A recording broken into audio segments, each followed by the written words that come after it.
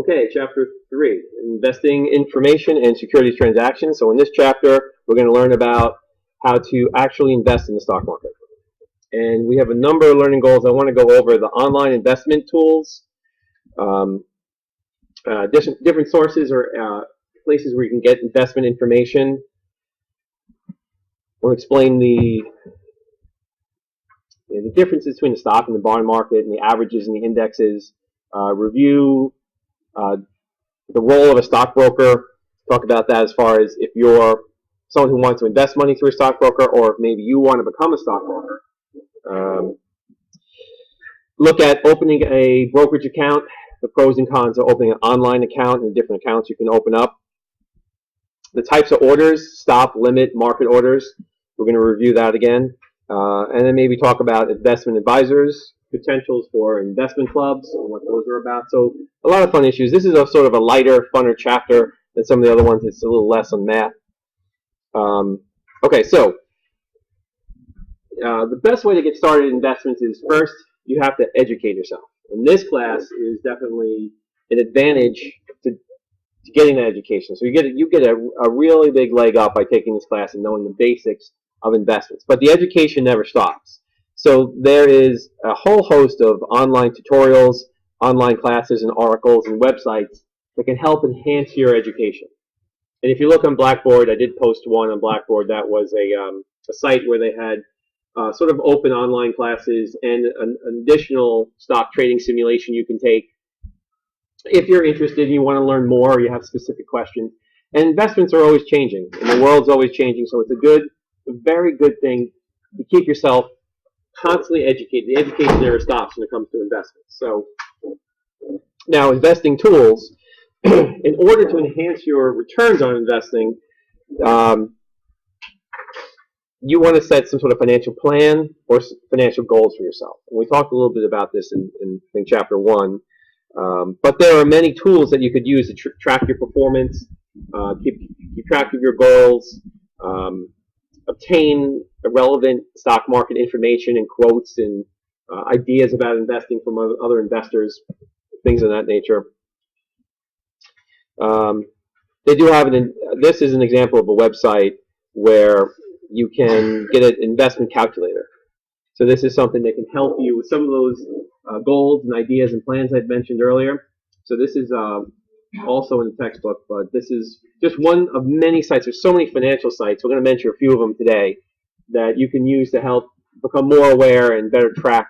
In addition to websites, there's also a bunch of apps on smartphones and pads and tablets that you can use also to help with trading and keeping track of things. All the brokers have their own app that you can trade stocks directly on your tablets, and there are many different applications that you could use to help enhance your investments. Zacks is a pretty good stock screener. I'm going to go and use Yahoo Stock Screener in a minute, but Zacks has their own stock screener, and this is a way of, there's so many stocks out there in the world, thousands and thousands of stocks. You can screen them for certain properties, as far as analyst ratings, market cap, earnings per share, price to earnings, dividend yield, volume. There are many different financial metrics you can use to pare down the stocks you may want to invest in. Think of it this way. Say you're submitting your resume to an employer. An employer has a really great job, an investment bank they're offering, and they get 10,000 resumes. They're going to use a screener program to whittle the resumes down to a small pool of what they feel is the best candidates. And that's what these stock screeners, you're doing with these stock screeners as well. So let me just go to Yahoo Finance. If you go, I'm going to try market data and then stocks. They move this around, so it's not always in the same place. I think right now it's sort of on the side here. I'm going to scroll up and see if I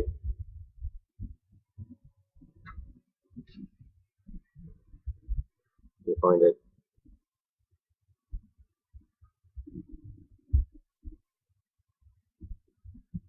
Okay, so here we go. Down sort of on the right-hand side, they have the Yahoo Stock Screener, which is a little bit easier of a stock screener to work with. So you can pick your industry. Maybe I want to pick aerospace and defense.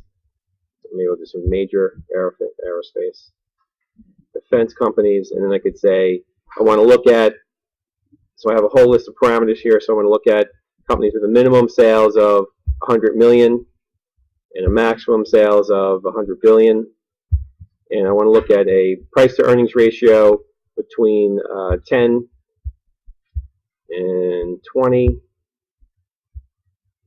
I'm just going to say find these stocks. And then it's going to list here, I found 13 companies that fit this description. And so you can play around. This is a great way when you're doing the Market Watch stock trading competition in class to go to these stock screeners to kind of, once you start understanding what PE ratios are, earnings per share, different characteristics, you can come here. And this is one way to investigate and look at different stocks to possibly invest in. Okay. So there are pros and cons of using the internet as an investment tool. One big pro is it definitely makes it easier to research and get information on particular investments. So you saw with Yahoo Finance the other day, I could go in, figure out what does the company do, what are their highlights and their key statistics, the amount of shares trading, the price to earnings ratio, how large the company is. Let me just go back, and there's a couple other things I do want to point out. So if I take, here's a company, BAE Systems, and this company actually has a plant on Long Island, in I think Plainview, that hires a lot of Long Islanders. So if I want to look at this company, now it's BA.L. The .L means it's on the London Exchange. So we have, and it says London Stock Exchange, and so it's not an American stock. It trades in pounds, and we can see here. If I want to know more about the company's profile, I could click on the profile. It'll open up a window to talk about what the company does. They're a big defense manufacturer, making all sorts of, gives you the address, the website, if you want to click on through their website, and the basic business description. I can get key statistics, which is going to give me all the key financial data and metrics for evaluating the stock. I can get their competitors. If I'm interested in who they compete with, it'll give me a list of competitors. I could get, we're going to go into this later, but I could also get charting and technical analysis tools, and these are all the tools up here, and I can plot a chart for the company. I can get analyst opinion. What are the analysts saying about the company? How are they rating the company? I can get an overview of the recommendations and targets, and I can get the financial statement, balance sheet, and cash flow statement backed up.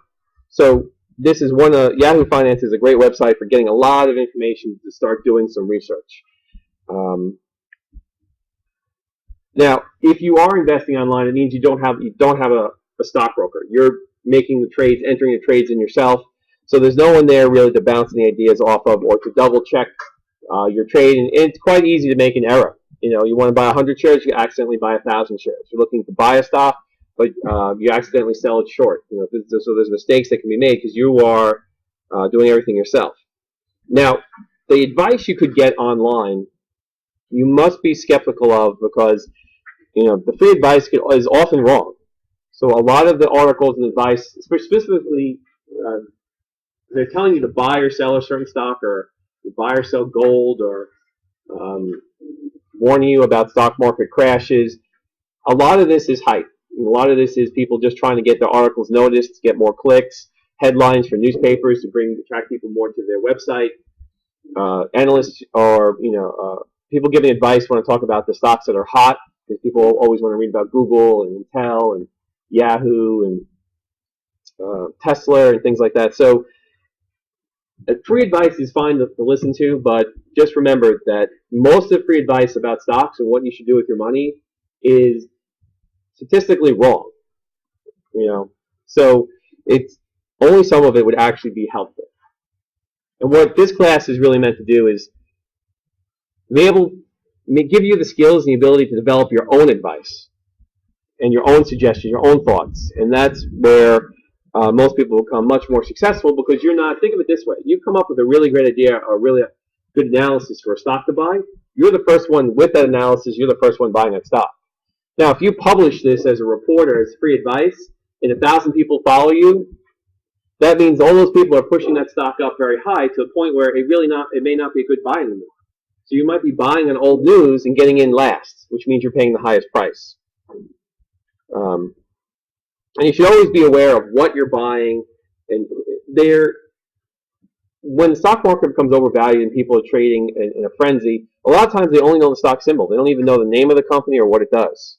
So, in euphoria of a bull market with stock prices moving up high, you're gonna want to make a lot of trading. You're gonna feel the need to move in and out of stocks and get a profit and jump to something else. And there could be a lot of frequency in your trading, which is bad because it causes you excessive fees and it can cause you excessive tax exposure.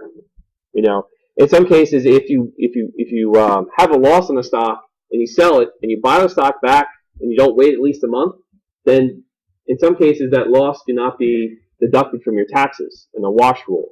So you got to be when it's fine in the stock trading simulation to trade as much as you want, but in the real world you only want to trade when absolutely necessary to minimize your tax and transaction costs. And the margin trading, which you learned from Chapter 2, can be extremely risky. If you leverage up and the stock market moves in the opposite direction than you expect, you're going to magnify your losses, which we learned from Chapter 2. So those are just some basic caution.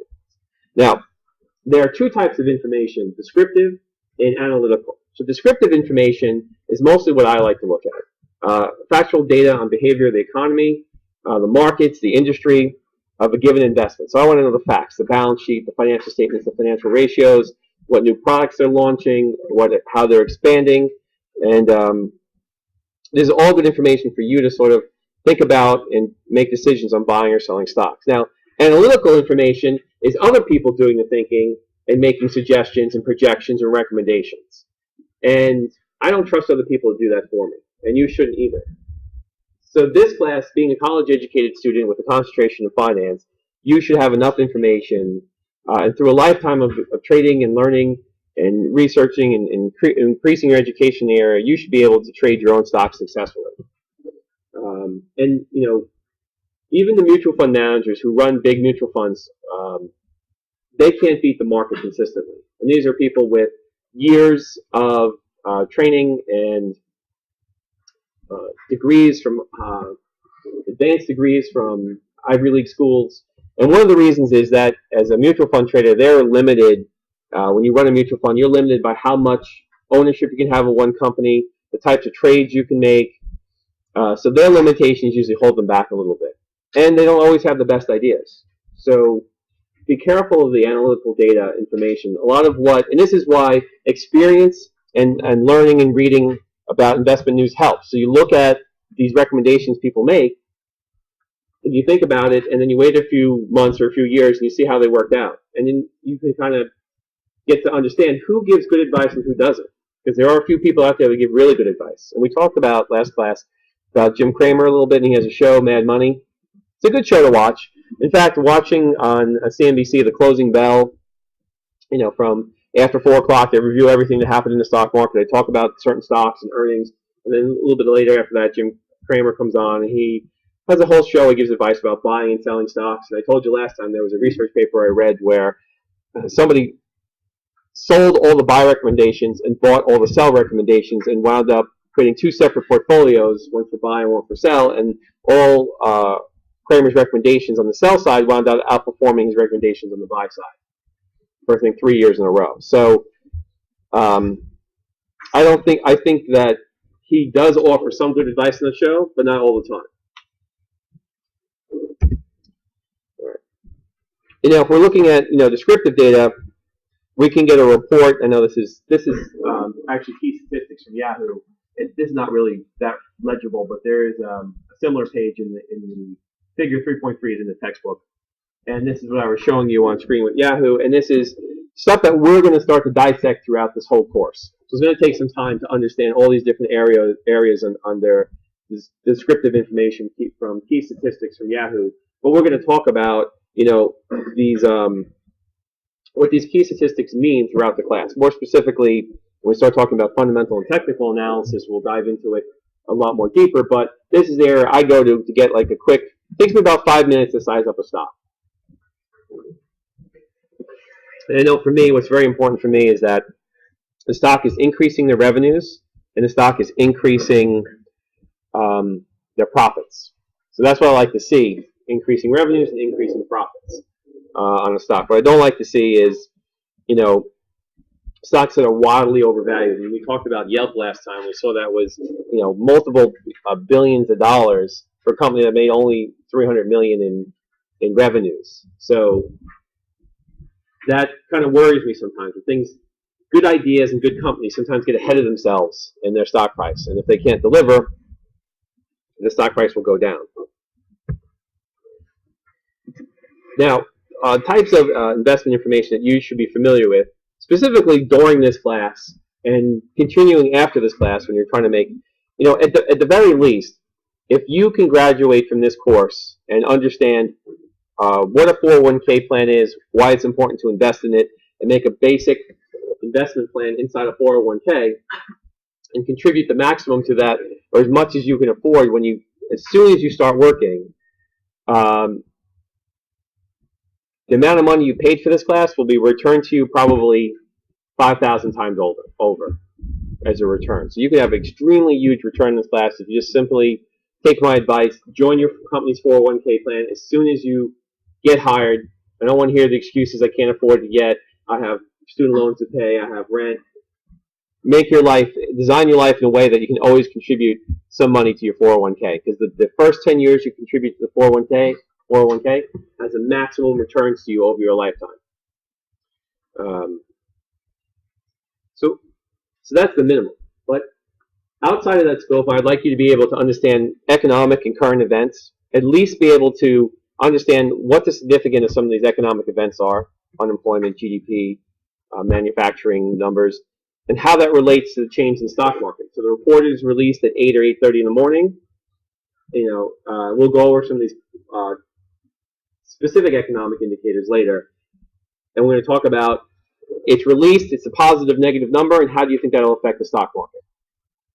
And what was interesting, last Friday we came out with the economic report on unemployment, and it looked, just in the headline numbers, it looked disappointing, but once you looked into the numbers, it wasn't so bad.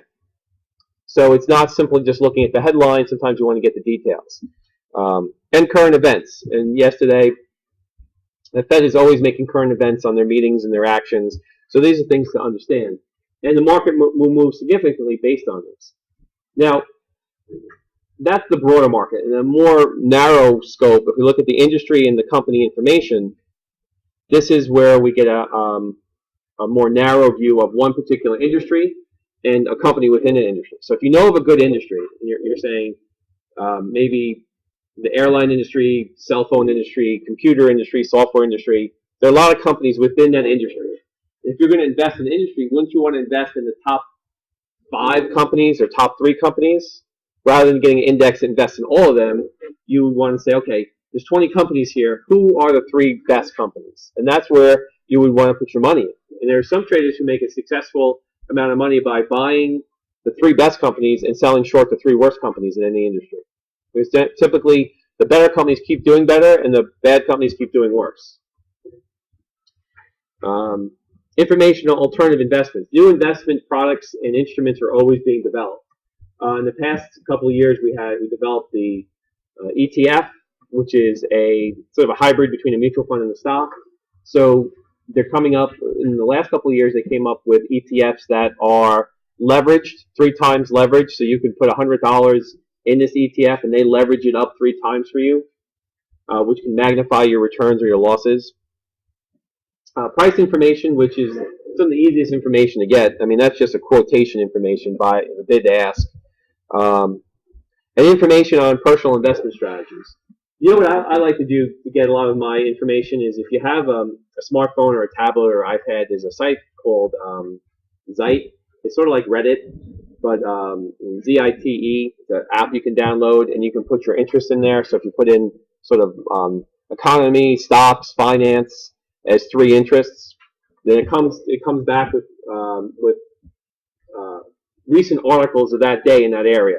So I could just kind of sit down before bed and skim through 20 or 30 articles about stocks, finance, the economy, markets, and get a good idea of what's happening on many different fronts. And what's neat about these apps is it gets to know your preferences. So an article you read, it records that. You can like the article, and it starts providing you more articles from different sources of a similar nature. So, and they have a lot on personal finance, investment strategies, and things like that. And you like to do these lists, like 7 habits of successful investors, or things like that. All right. If we're talking about economic and current information, different journals, Wall Street Journal, Barron's, Investors Business Daily, have good information on this, current events and economics. New York Times, you have different magazines like Fortune, Forbes, Business Week, all good sources of interpretation and explanation of economic and main events happening. The government publications, subscription services where you actually pay a higher rate than the magazine. Some of them can be thousands of dollars for these private subscriptions to get a little bit more in-depth and a little bit more proven information is proven to actually give you better returns. There's actually one newsletter that's $5,000 a year, and they use astrology to map out when your market timing and what stocks to buy based on the birth chart of the company. So there's all different types of information you can get, which is funny because that astrology newsletter is one of the most successful newsletters as far as being right and having high returns for its members. And you remember what I had said, that if based on the Super Bowl, which team wins, and the team that won was in the league that's going to make the stock market move up. And as soon as they won, the stock market started moving up. So who's to say financial astrology doesn't work if the football thing works? I don't know. When we talk about technical analysis, I have better explanations for why people look at these indicators and how come they work and have such a high percentage of correctness.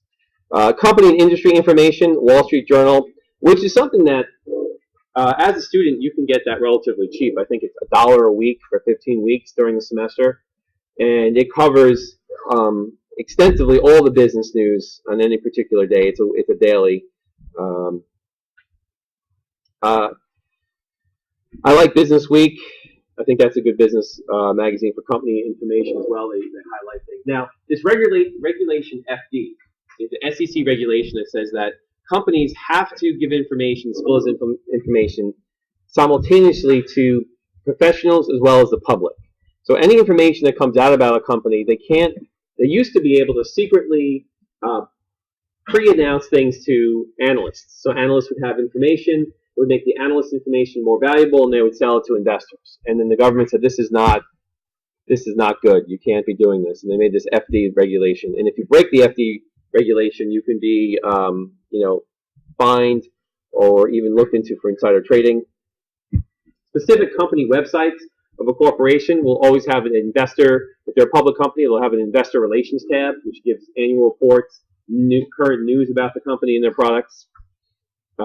Stockholder annual reports give a lot of financial information and management notes. And of course, you have SEC, which you can access through freeaggregate.com to get all sorts of financial documents released by a company.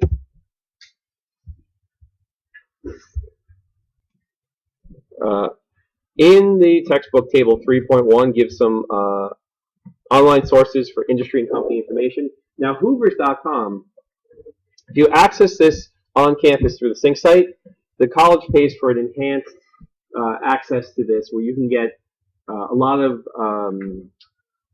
data information that normal viewers who aren't subscribed to Hoovers are blocked out of. You get a premium account. And it's a good way. What I like about Hoovers is that there's a point there where you could download the financials right to Excel to manipulate, create your own financial ratios. It gives a lot of information about competitors. It's overall a great website. Now, CNET is also good. I don't use that too much. So I know I use Yahoo Finance because it's so intuitive and very simple. And we talked about this before. I brought this up a few times. And Yahoo Finance is just a great website to get a lot of additional information quickly about the stock and just the markets in general. You know, and we're still down about 40 points in the market here.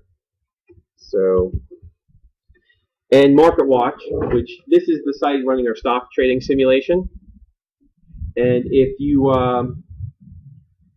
go to the main site, which you can click on at the top from the simulation, they have all sorts of news and applications, and you'll be able to create portfolios, and you're able to read news and get additional information. It's sort of like a Yahoo Finance, a more confusing Yahoo Finance. But both of these sites give you the ability to create your own portfolio and track your own portfolio on their website. And the advantage of that is you create your own portfolio, and when you open up your portfolio, Yahoo delivers all the latest pricing and news and information on that stock.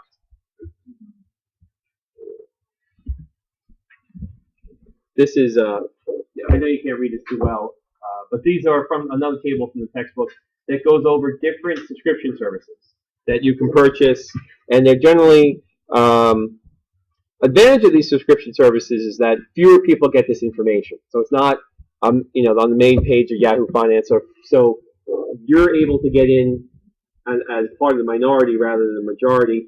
The downside to these subscription services is that they're expensive. Some of them can be just a few $100s, others can be thousands of dollars. And generally, the more effective, the more money they've made for their subscribers, the more money they charge to be part of the membership.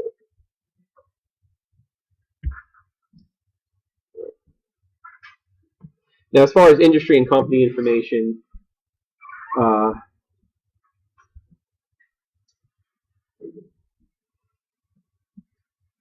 to see if any of these, you can get the industry and company information from multiple sources. Brokerages, a lot of the brokerage accounts, if you're opening something Fidelity or Charles Schwab, they'll have research reports available to their broker clients. In some cases for free, some cases you have to pay for them. And there are specific reports written about industries or stocks. Investment letters are sort of like a subscription service. We talked about the subscription services.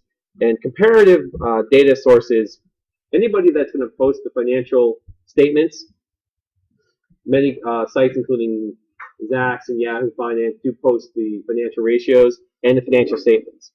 Now, I generally like to use Hoover's to download the financial statements and create my own financial ratios because I'm not always sure the exact formulas or the timing of when they create the ratios on some of those websites. So you look at a financial ratio website, is that from this month, last year, last quarter? They don't always say when the ratio was calculated. So that's why I feel the best thing is to actually calculate your own ratios if that's what you're investing on. But there are plenty of sites that will offer this information for free online. And we'll talk more about this when we get to the fundamental analysis chapter. When we analyze financial ratios is where we'll be going to this in more depth. Now, price information is the quotation information. And this is critical. Any brokerage account, of course, will give this to you if you are, let's go to Yelp. Before you buy a stock, they'll give you a quote. And now Yahoo Finance has real-time quotes where this is Yelp is at 92.53 today, down 25 cents. So very little movement, very low volume so far, only 1 million shares. But we want to look at the bid and the ask. So the important thing to remember here is the ask is the price you pay when you want to buy the stock, and the bid is the price they'll pay you when you want to sell the stock.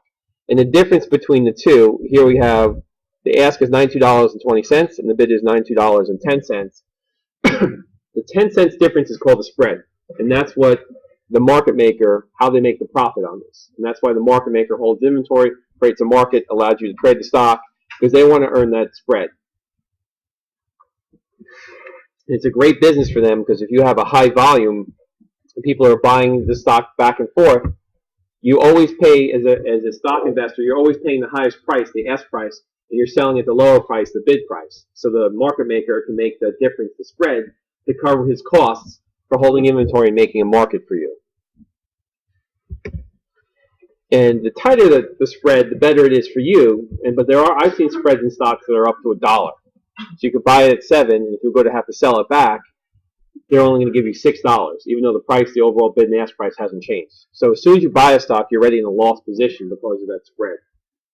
And just about every website that's news or financial related will have the ability to give you a quote. Here, I talked about this in the previous lecture. The stock symbols. The 4-letter stock symbols are always the NASDAQ. The 1, 2, and 3 stock symbols are generally the New York or American Stock Exchange. And what's nice is that just about any of these, if you know the name of the company, you start typing in the name of the company. So, and this is a great way. We talked about the investment idea of you see a trend or you see something develop and you want to research it. So, say you didn't know that Nike was a publicly traded company. You're not sure of the stock symbol. You can just type in the company name, and then actually it's also the same. The stock symbol is the same as the name. Maybe not the best example. Let's see.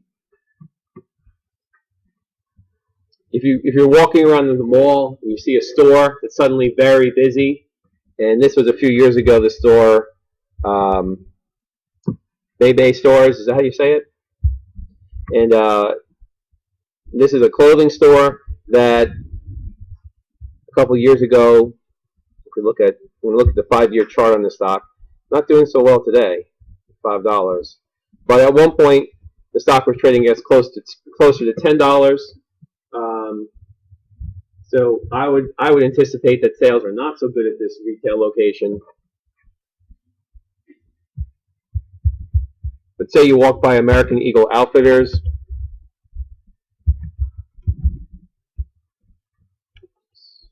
And here, American Eagle Outfitters is a stock symbol.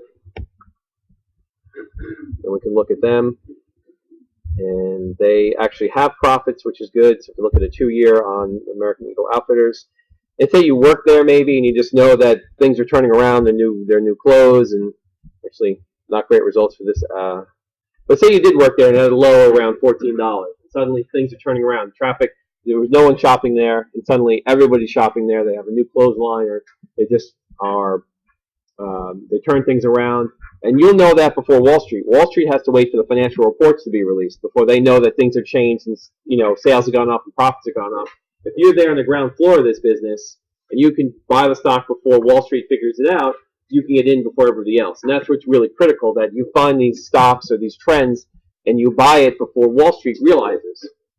So something as simple as walking around the mall and see, a new store opened up and it's really busy, or a new restaurant opened up and it seems to be really busy and expanding.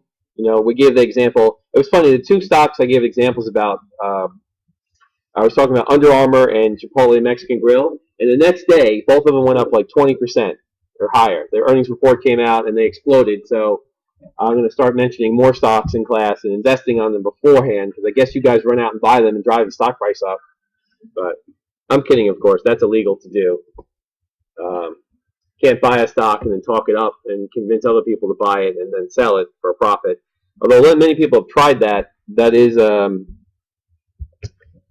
in some cases, not disclosing that you own the stock is a very bad thing. Getting back to the lecture. So,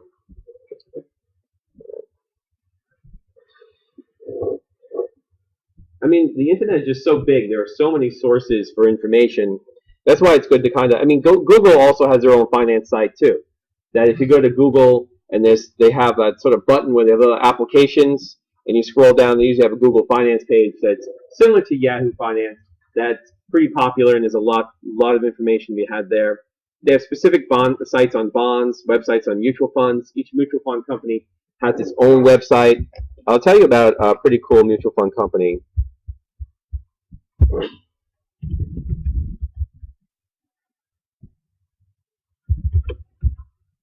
Barron Mutual Funds.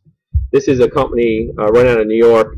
It's sort of a medium-sized sort of investment company. And what's really cool about this company is, one, their returns are generally, this is their website, their returns are generally higher than a lot of their peers in most of their funds.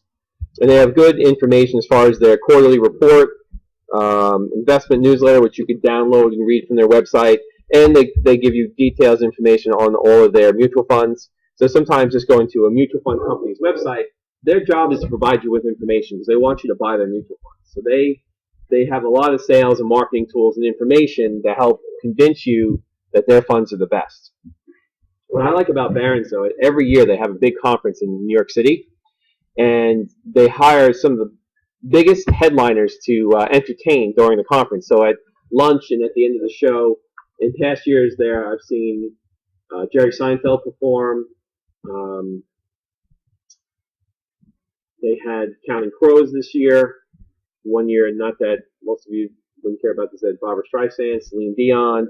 They usually get older performers because investors, you don't see very young people there. It's usually an older crowd, a retired crowd, so they get sort of that generation's performers. But they get some big headliners there, all sorts of crazy food and snacks, and they give you a gift bag when you leave.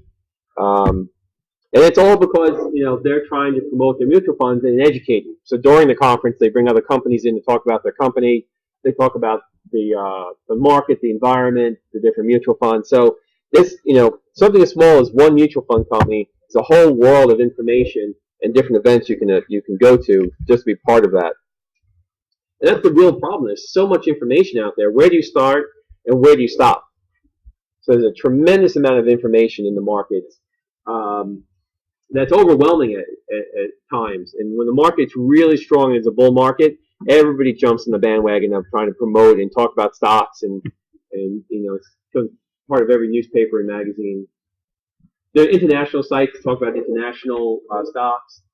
There's plenty of investment discussion forums. One of them, Yahoo has a discussion forum.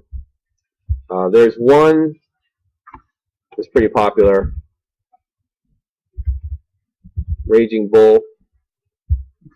And this is a site where investors get together. Oh, not the movie. I'm sure that's good too. So this is a Raging Bull, and they have a meter here of activity. So this stock here, CMKI, has extreme amount of posts, 196,000 posts on this company. And you can click into it, and then you could kind of see Mark International, and you can kind of read about what other investors are saying, recommending to buy it or to sell it, or interpretation of the news on the company.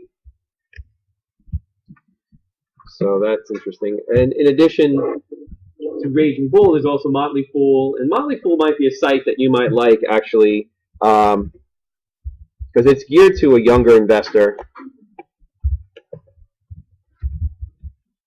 The Motley Fool, they have a series of books. If you go to Barnes & Noble, they have a series of books that go along with their investment ideas, and they try to make investing a little bit more fun. 77 Reasons Why You're Awful at Managing Money. Oh, this is interesting. They have a bunch of articles, and just look at number 1. You let your political views guide your investments. That's probably a good thing for you guys to read over. I'm going to read it over, not in class though. But they have a whole educational site, how to invest. So if you're curious about how to do better in the investing stock market, that's a good site to get some additional information, articles, and education on how to invest. Okay, there's another good website, Seeking Alpha.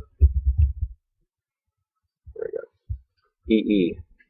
And this Seeking Alpha website is, all the contributions are from small contributors, and it's another site where they provide a lot of top articles and news and commentary and portfolio services and ideas about investing and other people's opinions. So this website is often cited in those Reddit or Newsvines or Zite types of tablet spots, and it's very active, and I get a lot of good information from the site. Mostly other people's ideas that I don't always use, but sometimes I think about it. Okay, so let's go back. All right. Okay, so one thing you do want to avoid, and this is, scams. So websites that any websites that want you to pay for anything is not necessarily a scam, but I would be cautious of paying for anything. Or even I even don't like sites that sort of force you to have a free membership with them, because now they're going to have my email address and they'll be able to market to me. So, but a scam in the stock market is actually quite common, where people, many people have been arrested for posting fake or fraudulent news. In fact, a year or two ago, we had a flash crash. The stock market went down 1,000 points in less than 10 minutes based on a false news item before it was corrected. But there are people who go to these message boards on the Raging Bull and Yahoo, and will talk up a stock and try and convince you to buy it. And knowing that the stock is really worthless, but the idea is if I can convince 100 people to buy it and create that extra demand, stock price goes up and I'll sell, I'll make a profit. So you want to always know your source and what their motive is, and be wary, because that scheme I just talked about was the pump and dump scheme. And actually, there was a 14-year-old from New Jersey that made $750,000 doing this before he was arrested, and he was fined, had to pay this back. But he would go and he would create. I think what he did is on one of these sites he created like 100 different accounts. So he would go and he would pose as 100 different people, all raving and saying how great the stock is. You got to get in. I made this money. So you go into this message board, you see all this positive information from all these different people, and you must assume that is a great stock to buy. And he fooled a number of people into doing this, and so you've got to be wary about, even though it may look too good, if it looks too good to be true, or the news is just too good about it, a particular stock, it's probably not true. And it gets me to the next part, the beware of the get-rich-quick schemes. And this is anything that feels like get-rich-quick, you got to take with a grain of salt, especially in the stock world. And a lot of investors, they all, everybody's in the business of promoting their stock. Everybody works for the company, analysts in some cases. They want to promote what they own or what they're invested in. So they have a real incentive for over promoting or misleading you on certain aspects of stocks. And even when you're trying to get a job, if there are anything that seems like a pyramid or a get-rich scheme, if it doesn't make sense to you financially, how this works, one area, I'm not saying this is a get-rich-quick scheme. Sometimes people allegedly say it is, but I've never really figured out how Amway works, where, it doesn't seem like anybody outside of Amway is buying the Amway products, but if you're inside Amway, you get people who work underneath you, and you get a piece of what they sell, and so it forms that pyramid. And you keep encouraging the people in Amway, your members, and you have meetings, and you get them. You got to buy from the catalog and buy. But I never really see people. This is why I'm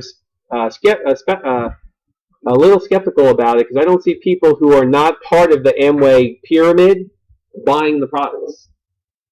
So for me, when I look at a company, when I'm investing in a company, I want to see people buying the products, wearing the products, with the logos. I want to see, commercials. I want to see that there's a real pull that people want that product, and I want to see a company coming up with things that are unique and beneficial.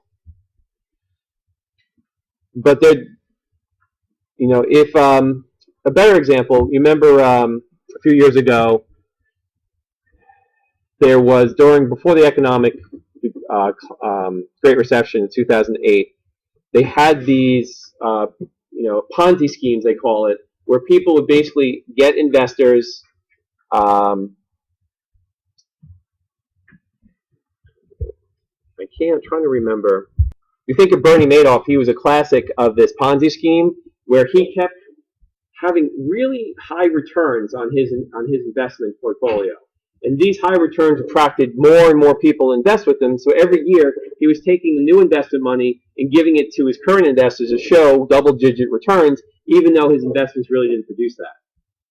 And as long as the economy is doing good and stock markets were moving up and he was attracting more investors, he could keep the shell game going of moving the new money coming in to pay it out of returns on the old money until stocks went down tremendously, and then the whole thing blew up, and then people realized it was just a Ponzi scheme. So you want to be aware things are too good to be true or sound like the returns are too good to be true. You want to be careful of those things. So just really look into them more carefully. And sometimes I saw, in hiring college students, sometimes these financial companies try to take advantage of college students.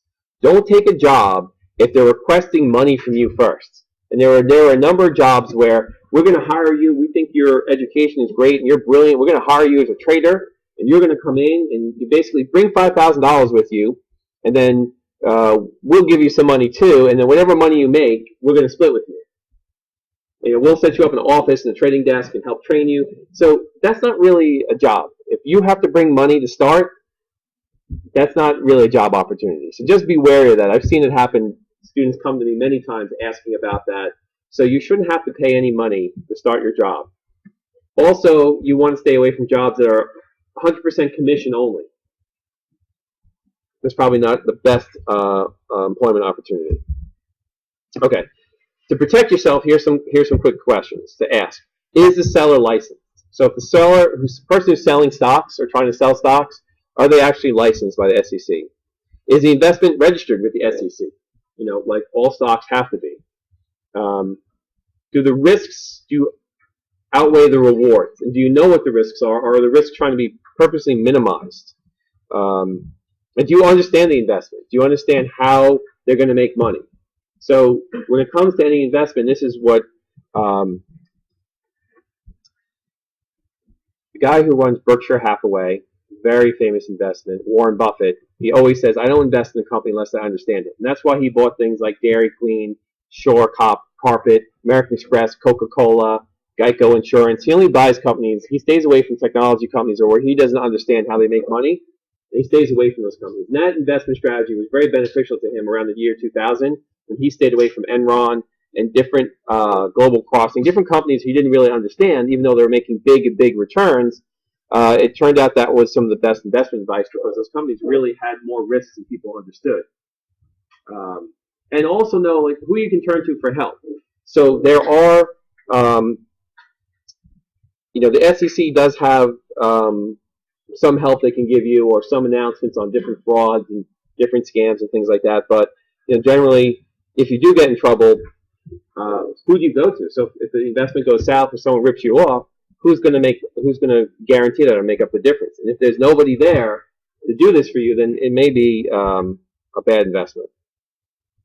Okay, so let's just switch gears into market averages and indexes. So we talked about in the handout when we did the market averages and indexes, and we saw how you calculations are made and how indexes are superior calculations to averages. So Dow Industrials average, the calculation really isn't representative of what wealth that is being created in the marketplace, but still these are good to use just to get an idea of how markets are doing. So if you want a quick idea if markets are moving up or down, you want to check the S&P 500, the Dow Industrials. So if I go back to Yahoo Finance, and the first page of Yahoo Finance will give me a quick synopsis of these areas: the S&P, the Dow, and the Nasdaq. And these are the three most popular to look at to get an idea about most likely how your portfolio is performing. So if these indexes are up day after day, your portfolio most likely is doing very well. They're very good for studying market trends and market cycles and behavior, and looking at the past of how these stock markets, their volatility, and just general behavior of what how these markets change in relation to news and big financial events. Now, and we saw in that handout, I explained to you that since the indexes, like the S&P 500 index, uses the outstanding shares as part of its calculation, it's a better representation of the overall stock market. And the fact that there's 500 stocks, not 30, it's a broader base as well. So if let's just go back to the Dow Jones Industrial Average for a minute. This is the most popular. It's over 100 years old. It's very popular. It comprises only 30 stocks, and it tracks their overall market activity.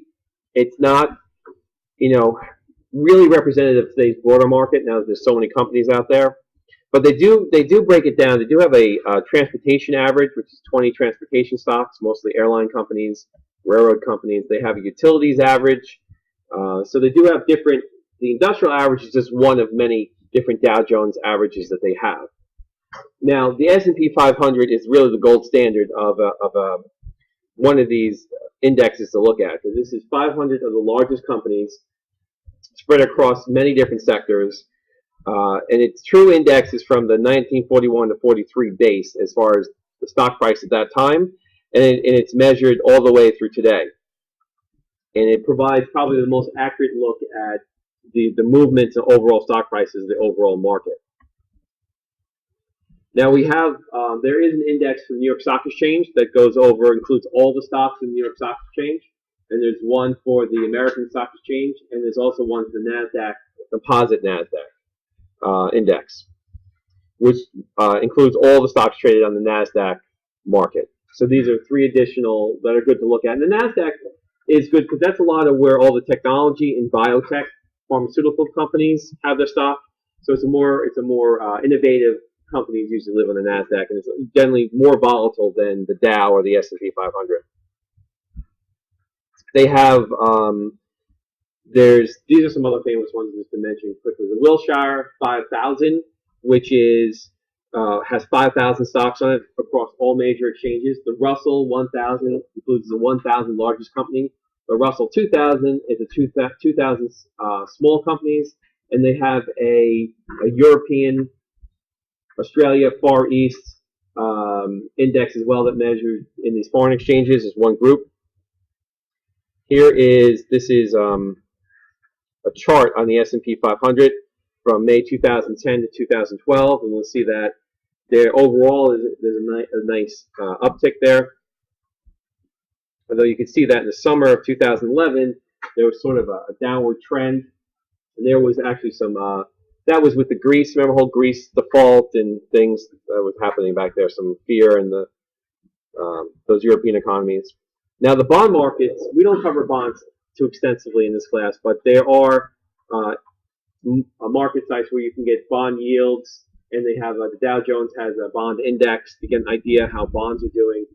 And bonds, a lot of times bonds will trade in the opposite direction of stocks. So a lot of portfolios like to have some bonds because they're not as volatile as stocks. They generally are a good balance in a well diversified portfolio. So if stocks have a really downward period, this can kind of help cushion your portfolio a little bit. Now, when we talk about stockbrokers, these are people that pass a series of tests through the SEC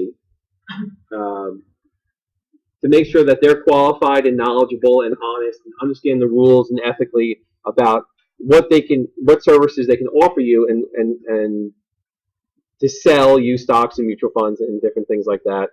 So they're basically personal advice, and they can manage your money in your account. So you can work with them to develop a plan and come up with a strategy and tell them the risks or how you would like them to invest.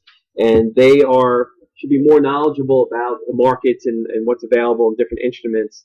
And for the service of using a stockbroker, you're going to be paying them commissions. So the commissions on the trades help pay their salary. And in some cases, a return on the account can give them commissions as well. But these stockbrokers have to be licensed with the SEC. And they're basically just going to move your order to the broker. So your brokerage account, and they're basically going to be able to place the orders on your account and execute and exchange your assets and your stocks for you. And the broker is really there as personal advisor, help, salesperson. So they're looking to do good by you by making you good returns on your portfolio. And these are typically for people who know nothing about finance or investments or stocks, but want to have their money invested because they know that stocks are going to have a better return. So they look to stockbrokers, and it's a challenging and demanding job. If you're a good stockbroker, you can literally make millions at that job. But you have to be good. You have to be well educated, well researched, well experienced to constantly be making money for people, where they recommend you or bring more money to you, invest. So a successful stockbroker is going to be successful financially.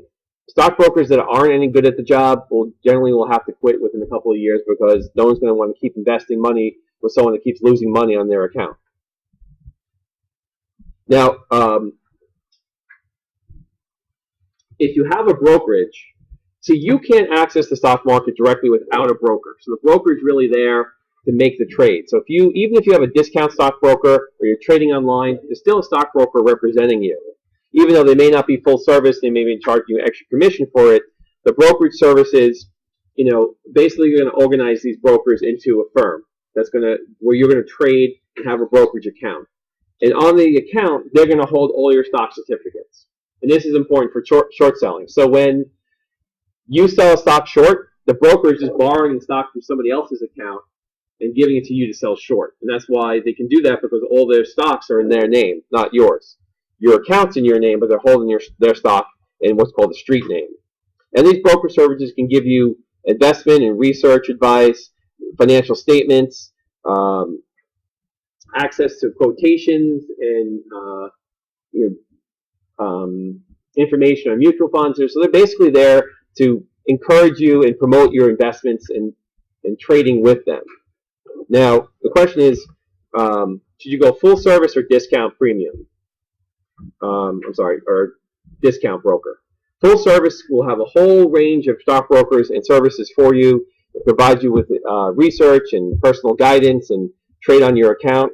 But you're going to pay a lot more in commissions for a full service broker, like Merrill Lynch or AG Edwards.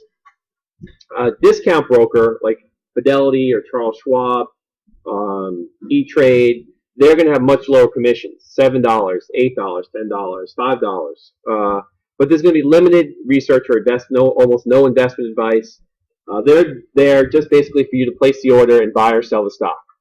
But if you know what you're doing, a discount broker would make sense because you have very low commissions. If you don't know what you're doing, but you still want to be investing in stocks, you may want to go with a full-service broker that can offer you more advanced research and advice. Now, in the discount brokers, some of them are, you have a Fidelity that actually has retail locations and online. They all have online applications, but there are some brokers who are just online, like well, even Scottrade has stores now, but like an E-Trade, but there are a few brokers that are online only, and they're just there for you to make trades. And the competition of these online brokers, before online brokers were really a factor, commissions were, the discount brokers were about $35 a trade. After the online brokers came in, they pushed commissions all the way down to, I think, around $7 today. So competition has really helped to reduce the amount of commissions you pay when you trade stocks. But you get what you pay for. So if you're using a discount broker, you're not going to get any advice or any help. You're just going to get a mechanism to buy and sell stocks through.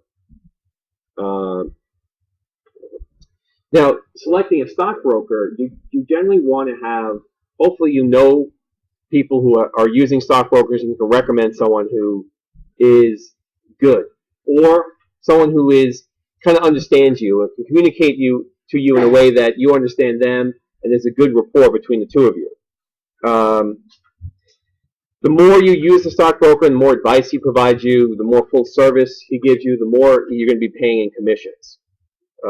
So you want to be careful. Some brokers they may just want to what they call churn your account, which keep you trading, so they keep rolling into commissions. They don't want to really promote a long-term strategy. They want to keep moving you in and out of stocks because that's going to increase their commission basis to you. So you want to find an honest and a straightforward stockbroker that's really looking for your best interest and isn't trying to manipulate your account for their own goals or increase commissions. Here's a great chart for the full-service brokers. I think that anybody who completes this course, gets a business degree, and has a finance concentration should be able to use a premium discount broker. Any of these are good. I know I particularly like Fidelity, but all the other ones are just equal. I would not use Bank of America, though. That was the one I would say kind of frown on. But if you want even cheaper commissions, maybe the basic discount, they'll let you open an account up for very little money and can offer you the most inexpensive. So if you have very little money to invest, maybe a really basic discount broker, but they get the job done. Basically, you trade your stocks. And Fidelity will have more instruments and IRAs and 401ks and different things for you to work with, so that but you'll pay a little bit more in commission. But they generally, with these premium discount brokers, if you do trade a lot or have a big enough account, they'll match the commissions of a smaller online discount. So you just really have to educate yourself and go to these websites and read about their advantages and disadvantages and make up your mind before. And opening a brokerage account, generally you can do as little as $1,000. So when you have, everybody should have a brokerage account.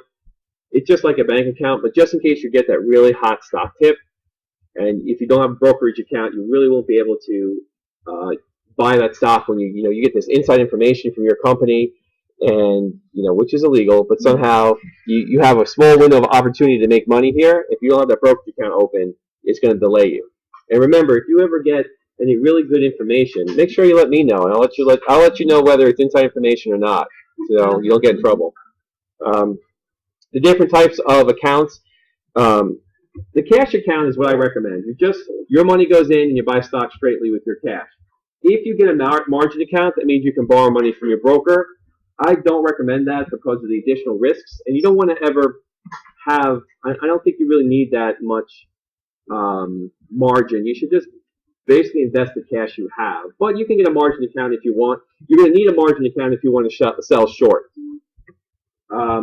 A wrap account and a custodial account, those are, if you have a child, you can have a custodial account for a child, or if you're not old enough to have your own account.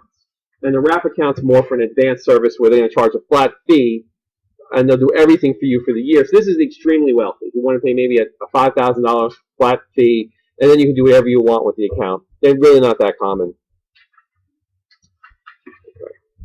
I am going to pause the lecture here since we're about an hour, and I'm going to make a part 2 of this soon.